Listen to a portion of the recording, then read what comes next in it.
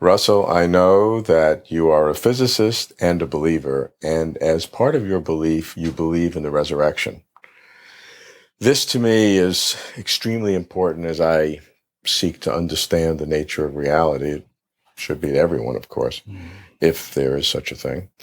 I'm particularly intrigued by the concept of eternity, because that's what we would be going into as opposed to our temporal physical existence. What does that mean if we are to be eternal? Robert, let me ask that again. It has to be more than just being interested. I mean, you want to find something out. All right. Okay. Continue? Ask the question again. Yeah, just press on. Yeah, okay. Russell, you as a physicist and a believer believe in the resurrection, that human beings have this opportunity to be eternal in some way. I can't think of anything more that I would be desire to understand, desire to know, and yet there seems to be such a barrier in my mind to understand it. How, as a physicist and as a believer, do you conceptualize this eternity? Quite honestly, I haven't a clue.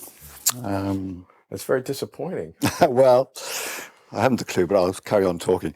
I remember going to a lecture once.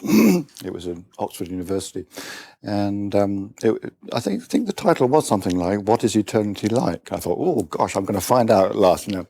And it was a talk given by an art critic, and the talk mostly consisted of her showing slides of pictures of heaven, you know, mostly Renaissance pictures, you know, sort of angels, you know, adoring God and all the rest of it, you know. And I always remember how she ended this sequence of slides by saying, in heaven there seems to be an awful lot of standing around doing nothing. And that sort of struck a chill in my heart, because that's what I fear about heaven. That I suppose I'm someone who always likes to be doing things. You know, I'm very much sort of goal oriented. When a colleague of mine retired recently, I said, "What are you going to do?" And he said, "Russell, I'm not going to do anything. I'm just going to be." I thought, yes, and that's not for me. I like to be doing. My idea of heaven is to get to the pearly gates, and Peter has a long list. He says, "Thank God you're here, Russell. God's got all these things for you to do, and you're already behind schedule." I think, great, get down to it. If you need an assistant, I'll be there with you. That's what I like to do too. Yeah, all of this, of course, seriously, is bringing in the question of time. You know, one often thinks of the life to come as being everlasting, and that sounds a bit horrific to me. Something going on forever. How do you fill up the time? But theologians will say, no, that is not the right word. It's not everlasting. It's eternal. And eternal is not to be equated with everlasting. Eternal means beyond time.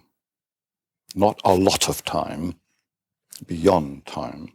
That can scare me worse, because it sounds like I'm frozen in an instant, like in a block of plastic. Yeah. Looking happy. Yes, and being happy. But I know our imagination is something that we can't think of anything divorced from time. We really can't.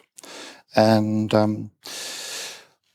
I think that we just simply have to accept that there are realms of existence beyond our current experience. Look, I accept that, but can we try to define at least some characteristics of it? We won't get bored. We certainly won't get bored. Okay. No. Will we do anything? Will we make progress? Will there be any progress, or will it be that instant that remains eternal? Because that doesn't excite me. Maybe it should. If it does, help me to be excited, but I'm not excited by it. I think there will be a feeling of fulfillment. Whether one's actually done something or not doesn't come into it. There will be a feeling of fulfillment, which is, after all, why we do things. We just don't do things for the sake of doing it. We want the feeling of, having done it and achieved something. There will be a feeling of fulfillment and achievement, because this is the first time we see God face to face, and this is a goal for many people. So the fact that one actually gets to heaven and wow, this is I was right. There is and God, he's just so much. Well, if you're in a perpetual state, 20 minutes, okay. Oh, I don't know. It could be so wonderful.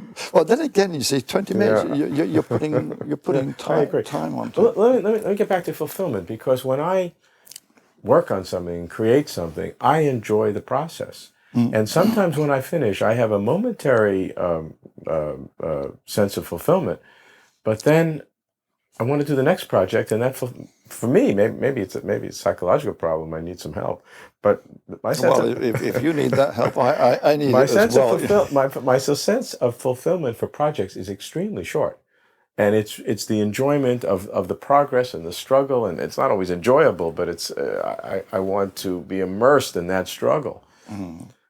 I again, my fulfillment has a very short half-life. I take something of encouragement from the fact that I am a physicist, and as a physicist, you're trained to look upon time rather differently from the way one does in one's normal everyday life, because there is an aspect of physics called relativity theory, which sees the whole of time as existing, if you like, in an instant, where the past, the present, and the future all exists on an equal footing. And that is very, very similar to the theological idea that somehow God is able to take in the whole of time in one glorious vision. Does that mean that God is bored? I very much doubt that God is bored. Somehow he gets over the boredom business by being outside of time rather than being a prisoner of time. We are prisoners of time. He is not a prisoner, so there will be a tremendous sense of release. And whatever God is now, whatever the now means, we in your theology would be similar. So if we will share it to some extent, and I think that through relativity theory, God has provided us with just a glimpse of the possibility that time is, that there's more to time than our subjective mental experience of it. My feeling is, correct me if I'm wrong, that this understanding of the future goal of human beings is more in line with Eastern religions that have as a goal the almost absolution of individual identity, some sort of a merging with cosmic consciousness or something like that. I can tell you, maybe my spirituality is not sufficiently developed, but that's not attractive to me. It's not attractive. It's not attractive. No, what is attractive to me is my own personality and making progress and struggling and creating and sharing with others, those kinds of experiences. Well, certainly, I can't speak for other religions, but certainly the Christian perspective is that you retain your individuality. When in the Creed we say, I believe in the resurrection of the body, that doesn't mean the physical body. That is a rather technical term for saying that we are going to be resurrected as individuals. I'm with you there. Okay. I'm happy about that. And that we will join the communion of saints, which itself is a phrase which, there are a lot of us. Yeah. Okay. That phrase doesn't turn me on, but although we retain our own individuality, somehow we forge, each of us forges a very much closer link with God and share with God much more his perspective of existence. but retaining our personality. Retain our personality, yeah. That's good. And indeed,